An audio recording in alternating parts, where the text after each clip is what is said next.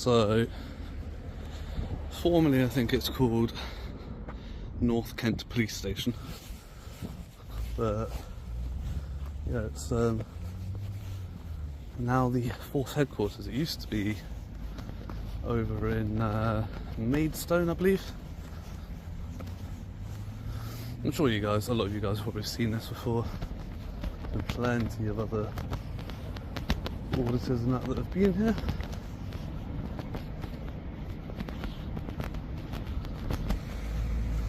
So you see a big building here, and they've got the Kent Constabulary flag flying, but they don't have the UK flag anywhere, which is a bit odd. Honestly, I think that should take precedence over the local constabulary flag.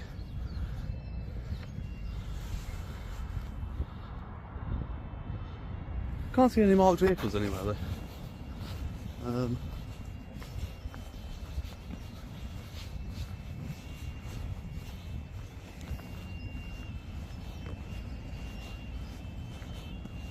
So that looks like, yeah, it's a staff car park for their vehicles.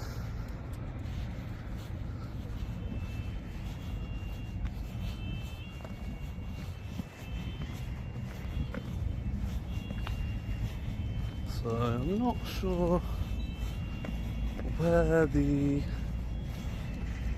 marked vehicles are kept.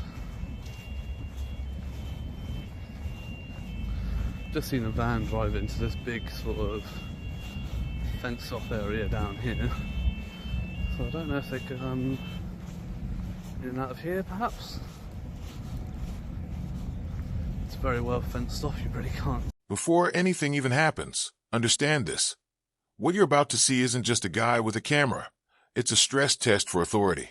Today's setting is Kent Police Headquarters, the nerve center of an entire constabulary. This isn't a random station. This is where policies are written, orders are issued, and power is centralized. And that's exactly why this matters. Audits like this expose a fascinating contradiction. Police stations are funded by the myths, flags, fences, signs, body language, and one casual comment that should trigger professional awareness, but doesn't. This is where audits become revealing. Not when someone yells, but when systems either function calmly or silently fail. So stay with us, because what starts as a quiet walk around a building quickly turns into a lesson on transparency, authority, and just how fragile professionalism can be when camera... So, yeah, I think that if we're going to get any marked vehicles coming out, it's going to be out of there. But then they'll have to come down this way anyway. So, I think we'll come down here. So it looks like we've got a custody van pulling out there. And Iveco Serco van. So it looks like they do have some sort of custody thing going on. So Serco are a huge conglomerate that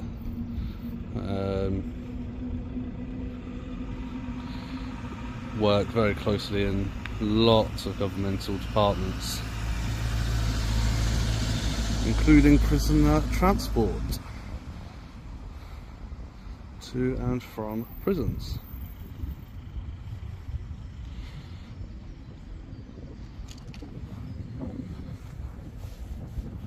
Yeah, that's not all they do. They also own a vast majority of speed cameras in the United Kingdom and stuff like that.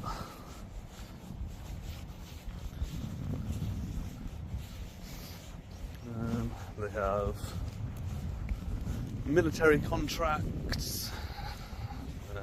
They have all sorts of stuff, really, all sorts of stuff.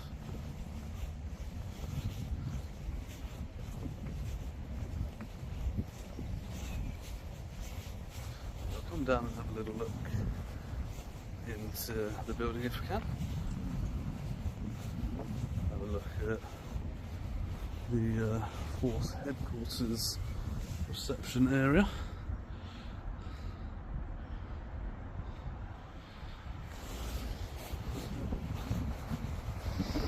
That comment about the flags might sound minor, but symbolism matters, especially at government buildings. The absence of a national flag, where you'd expect one, immediately raises questions about priorities and optics.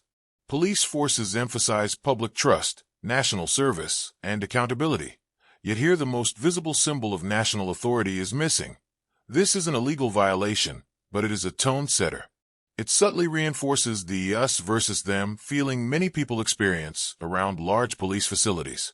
When citizens feel visually excluded before they even step inside, trust erodes before New York interaction occurs. Ask yourself, if transparency is a core value, should public buildings feel this closed off? Or should they visually communicate openness and accountability?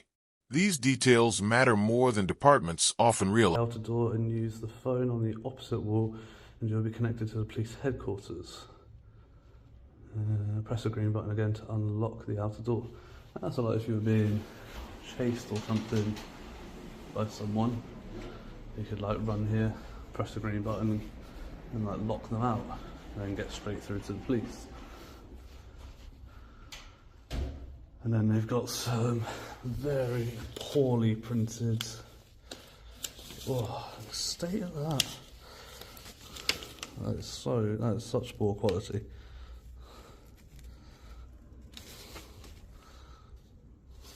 That looks awful. That literally looks like something somebody's made in like secondary school or something.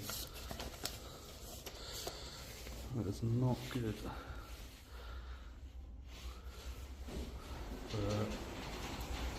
Where's the other door?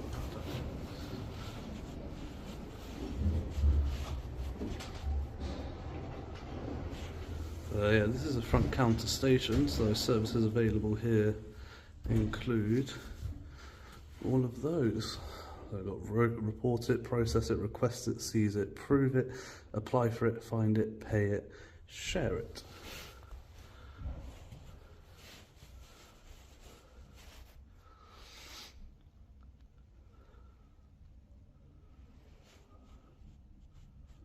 So if you see anything suspicious, you see people walking around with cameras, guys, you can report it under confidentially under terrorism at gov.uk/ACT.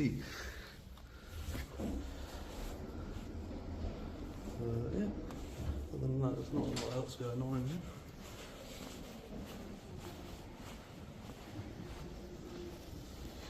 We've got providing first-class service and serving people in Kent. So you've got the Chief Constable is Alan Pugsley.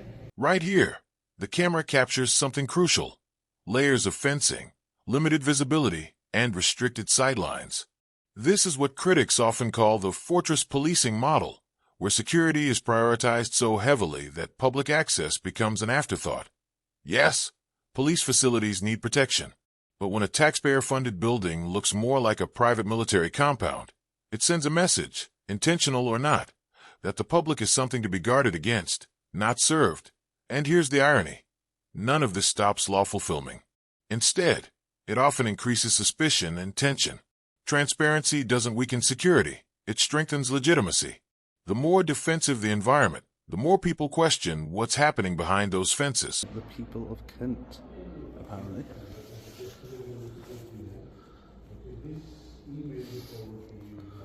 Yeah.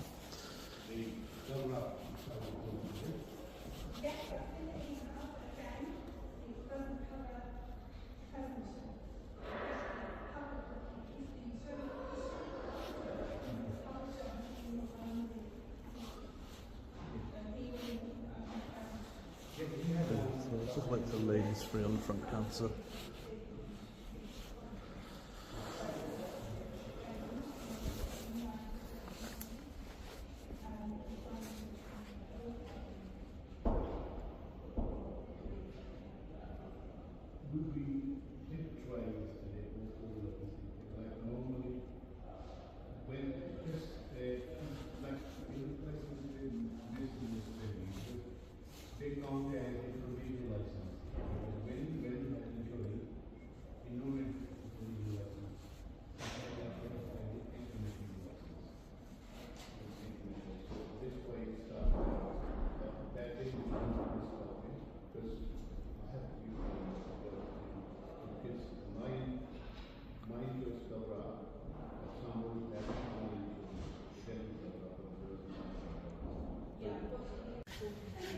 Yeah.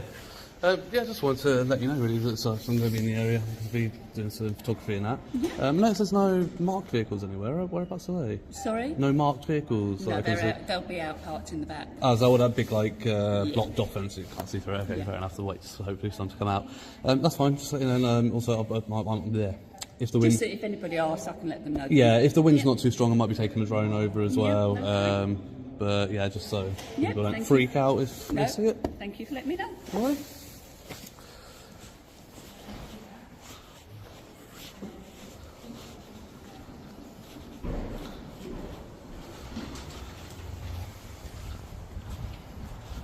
Give them a heads up that I'm around, doing some photography, and that might be flying a drone, and then yeah, hopefully that way they won't freak out too much about it.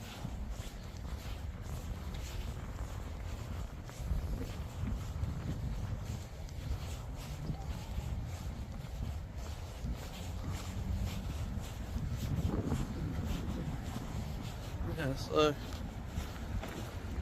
got this car park over here, and but yeah, this is definitely all personal vehicles. So I do have a sign on the gate there. Zoom in, see if I can get that a bit better for you. So obviously you can pause and read that as you wish.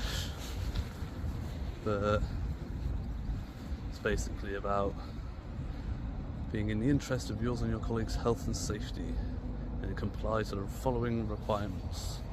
But yes, that's a staff car park anyway.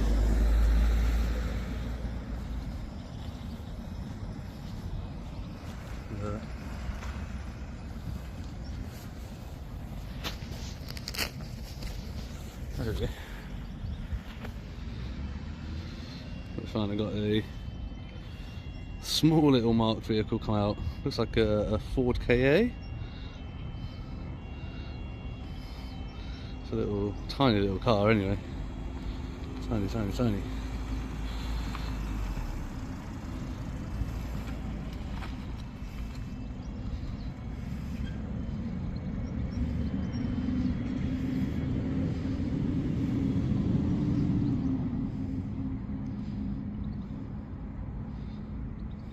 This refuge area is genuinely interesting and deeply ironic. On paper, it's designed for safety. In practice, the instructions are complex, small, and confusing. Imagine being chased, panicked, and needing help right now. Would you realistically stop to read fine print and follow a multi-step process? This highlights a recurring issue in public infrastructure. Systems designed in theory, not reality.